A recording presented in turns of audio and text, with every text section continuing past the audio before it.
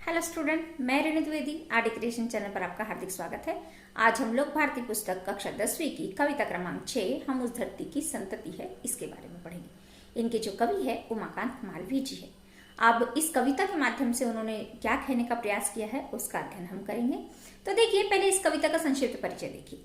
कविता जो है वो कव्वाली विधा में है। कव्वाली विधा यानी कि उसमें दो पक्ष रहते हैं। एक पक्ष दूसरे पक्ष से अपने आप को श्रेष्ठ बताने का प्रयास करता है। और किस प्रकार से यहाँ पर भी दो पक्ष है, एक लड़कियों का पक्ष है और एक लड़कों का पक्ष है। और दोनों ही पक्ष किस प्रकार से अपने आप को एक दूसरे से श्रेष्ठ बता रहे हैं, उसी के बारे में एक नोकझोंक यानी छोटी सी नोकझोंक के बारे में यहाँ पर बताया गया है कि किस प्रकार लड़के और लड़कियां अपने आप को एक दूसरे से श्रेष्ठ बताने का प्रयास करते हैं। उनके कई उदाहरण दिए हैं। तो चलिए देखते हैं उसकी पंक्तियां। देखिए पंक्तियां।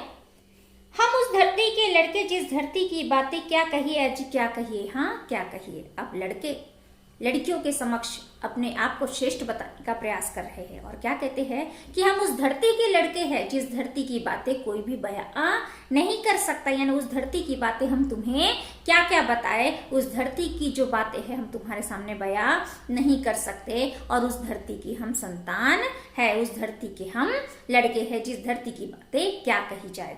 उदाहरण देखिए पहला, यह वह मिट्टी जिस मिट्टी में खेले थे यहाँ ध्रुव से बच्चे। पहला उदाहरण उन्होंने ध्रुव का दिया है। क्या कह रहे हैं कि यह वह मिट्टी है जिस मिट्टी पे ध्रुव जैसे बालकों ने जन्म लिया है और ध्रुव जैसे बालकों ने इस मिट्टी में खेला है। इसलिए इस धरती की बातें हम तुम्हारे सामने क्या बयां करें, क्या किस प्रकार से हम इस धरती की बातें जो है तुम्हारे समक्ष प्रस्तुत करें। अगला उदाहरण देखिए, अगली पंक्तियां। यह मिट्टी हुए प्रहलाद जो अपनी लगन के थे सच्चे। अब दूसरा उदाहरण उन्होंने क्या दिया है कि यह वही मिट्टी है जहां पर प्रहलाद जैसे बालकों ने जन्म लिया है जो अपनी लगन के सच्चे थे। यानी हर एक व्यक्ति को पता है कि प्रहलाद अपनी लगन के कितने सच्चे थे और प्रहलाद ने भी इसी जन्मभूमि में जन्म लिया है और हमने भी उसी जन्मभूमि में जन्म लिया है। इसीलिए लड़कियों से वो कहते हैं कि इसीलिए हम तुमसे श्रेष्ठ है।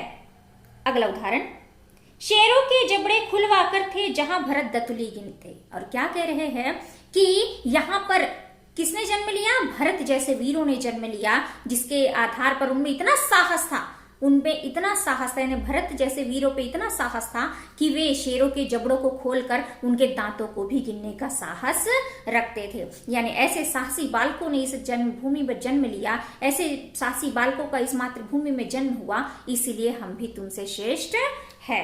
अगला उदाहरण, जयमल पत्ता अपने आगे थे नहीं किसी को कुछ गिनते। और अगला उदाहरण क्या दिया है कि यह वही जन्मभूमि है, यह वही भारत भूमि है जहां पर ऐसे जयमाल पत्ता जैसे वीरों का जन्म हुआ है जो अपने साहस के आगे किसी को भी गिनते नहीं थे। अपने साहस के आगे वो सबको पराजित कर देते थे। और ऐसे ऐसे श्रेष्ठ बालकों का यहाँ पर जन्म हुआ, ऐसे ऐसे श्रेष्ठ वीरों का यहाँ पर जन्म हुआ है जिसके कारण हम भी श्रेष्ठ है।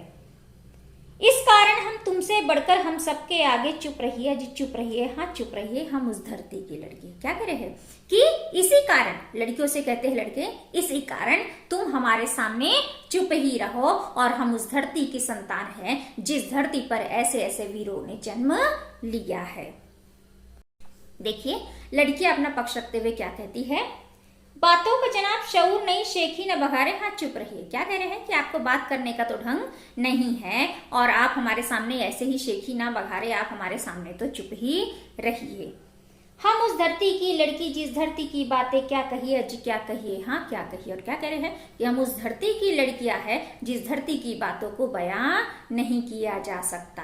पहला उदाहरण देखिए उन्होंने किसका दिया है, जिस मिट्टी में लक्ष्मीबाई जन्मी थी झांसी की रानी। उन्होंने पहला उदाहरण क्या दिया है कि यह वह मिट्टी है जहां पर झांसी की रानी लक्ष्मीबाई ने जन्म लिया है और उन्होंने अपने दुश्मनों को पराजित किया है और ऐसी ऐसी वीरांगनाओं का यहाँ पर जन्म हुआ है, इसीलिए हम भी तुमसे श्रेष्ठ है। अगला उदाहरण, रजिया सुल्ताना दुर्गावती जो खूब लड़ी थी मर्दानी। अब क्या कह रहे हैं कि ये वही मिट्टी है जहां पर रजिया सुल्ताना और दुर्गावती जैसी वीरांगनाओं ने क्या किया है, अपने शत्रुओं को पराजित किया है, यानी अपने युद्ध क्षेत्र में उन्होंने बहुत ही परचम लहराया है और ऐसी वीरांगनाओं ने इस जन्मभूमि पर जन्म लिया, इसीलिए हम भी तुमसे श्रेष्ठ है। ये सब लड़कियां जो है अपने उदाहरण रख रही है। जिस प्रकार लड़कों ने कई पौराणिक उदाहरण रखे थे और कई ऐतिहासिक उदाहरण रखे थे, ठीक उसी प्रकार लड़कियां भी अपने पक्ष को मजबूती के साथ रखते हुए इस प्रकार की वीरांगनाओं ने जन्म लिया।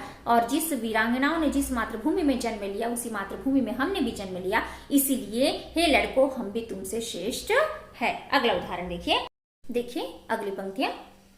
जन्मी थी बीबी चांद जहां पद्मिनी के जौहर की ज्वाला। क्या कह रहे हैं कि ये वही मातृभूमि है जहां पर चांद बीबी ने जन्म लिया था और पद्मिनी जैसी जो स्वाभिमानी स्त्रियां थी, जो अपने आत्मसम्मान को बचाने के लिए हंसते हंसते जो है वो जौहर की ज्वाला में समा गई थी। अगला उदाहरण देखिए। सीता सावित्री की धरती जन्मी ऐसी ऐसी बाला। क्या करे है कि ये वही जन्मभूमि है, ये वही मातृभूमि है जहां पर सीता और सावित्री जैसी सन्नारियों का जन्म हुआ है, सीता और सावित्री जैसी पतिव्रता स्त्रियों का जन्म हुआ है। अगली पंक्तियां देखिए। गरडीन जनाब उड़ाएंगे तो मजबूरन ताने सहिए, ताने सहिए, ताने सहिए, हम उस धरती के लड़की है। और क्या कह रहे हैं कि अगर आप हमारे सामने डींगे हाँकोगे, आप हमारे सामने अपनी प्रसिद्धि करोगे, अपनी प्रशंसा गाओगे, तो मजबूरन आपको ताने भी सहने पड़ेंगे। हम तो उस धरती की लड़कियां हैं जहां पर ऐसी ऐसी वीरांगनाओं का जन्म हुआ है। अब देखिए, दोनों ही पक्ष अपने आप को श्रेष्ठ बताने का प्रयास करते हैं। लड़कों ने भी अपने कई उदाहरण दिए अपने आप को श्रेष्ठ बताने के, और लड़कियों ने भी कई उदाहरण प्रस्तुत करे अपने आप को श्रेष्ठ बताने के। अब क्या हुआ, दोनों के बीच जो नोक झोंक है वो बढ़ती ही जा रही है। तो अब लड़के जो है उस नोक झोंक को रोकने का प्रयास करते हुए क्या कहते हैं उसके बारे में हम पढ़ते हैं। देखिए पंक्तियां देखिए।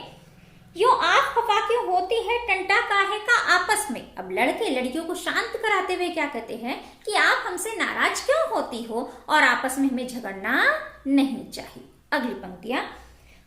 हमसे तुम या तुमसे हम बढ़ चढ़ कर क्या रखा इसमें। क्या कह रहे हैं कि हम तुमसे श्रेष्ठ या तुम हमसे श्रेष्ठ, ऐसी बातों में कुछ भी रखा नहीं है। यानी हम तुमसे बढ़कर है और तुम हमसे बढ़कर हो, इन व्यर्थ की बातों में और कुछ भी रखा नहीं है। झगड़े से ना कुछ हासिल होगा, रख देंगे बातें उलझा के। क्या कह रहे हैं, झगड़े से कुछ भी हासिल होता नहीं है। जो भी हमारी बातें सुलझने वाली है वो बातें और भी ज्यादा उलझ जाती है, यानी झगड़े से कुछ भी मिलता नहीं है। अगली पंक्ति।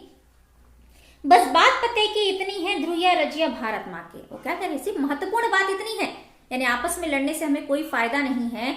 हाँ, बस हमें महत्वपूर्ण बात इतनी है कि चाहे रजिया हो या ध्रुव हो, ये इसी मातृभूमि में जन्मे हैं और दोनों ही महत्वपूर्ण है। इसीलिए ना कोई हम तुमसे बढ़कर है और ना ही तुम हमसे बढ़कर है, हम तो दोनों ही बराबर है।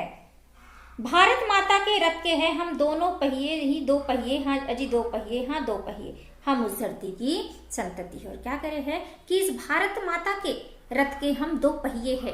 एक पहिया अगर लड़के है तो दूसरा पहिया लड़कियां है, यानी दोनों ही पहिए महत्वपूर्ण होते हैं। और भारत माता के इन दोनों ही पहियों को क्या है, महत्वपूर्ण है। और इसी वजह से जो ये भारत माता की जो रथ है वो निरंतर आगे बढ़ेगी और विकास की ओर बढ़ेंगी। यानी चाहे स्त्री हो चाहे पुरुष हो, दोनों ही महत्वपूर्ण है। इसीलिए हमें आपस में लड़ना नहीं चाहिए। हम तो भारत माता के दो पहिए के समान है। एक पहिया अगर लड़कों का है तो दूसरा पहिया लड़कियों का है। और जिस प्रकार दोनों ही पहिए महत्वपूर्ण होते हैं, ठीक उसी प्रकार हम दोनों ही महत्वपूर्ण है। इसलिए हमें आपस में लड़ना नहीं चाहिए। मैं आशा करती हूँ आपको ये कविता समझ में आ गई होंगी। आपको ये कविता कैसी लगी कमेंट करें, और जिन्होंने चैनल को सब्सक्राइब नहीं किया चैनल को सब्सक्राइब करिए। धन्यवाद।